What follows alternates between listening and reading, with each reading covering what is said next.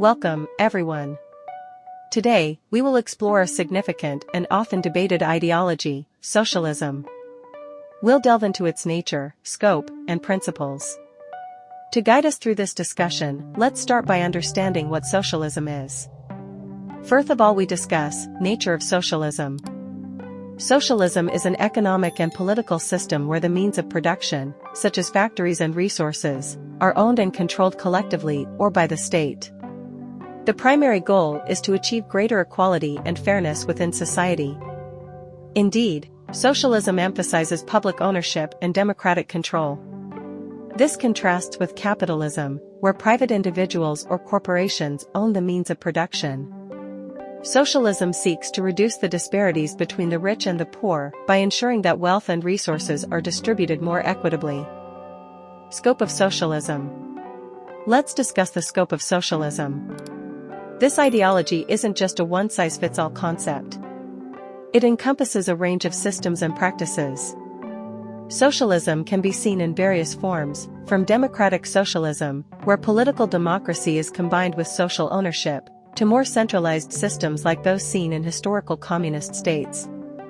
Each variant aims to address the economic and social inequalities, but approaches them differently.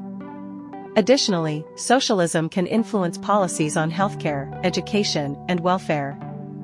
For instance, many European countries implement social democratic policies, which combine free market capitalism with extensive social welfare programs. This hybrid approach aims to provide a safety net for all citizens while maintaining economic freedom. Then we discuss principles of socialism. Now, let's outline the core principles of socialism. What are the fundamental beliefs that underpin this ideology? Firstly, there's the principle of public ownership. This means key industries and resources should be owned by the public, either through the state or cooperatives, to ensure that the benefits are shared by all, not just a wealthy few. Secondly, socialism advocates for economic planning. Unlike capitalism's market-driven approach, socialism supports planned economies to allocate resources more efficiently and equitably. This planning is aimed at meeting the needs of the entire population rather than maximizing profits. Another vital principle is the promotion of social welfare. Socialists believe in providing universal access to essential services like healthcare, education, and housing.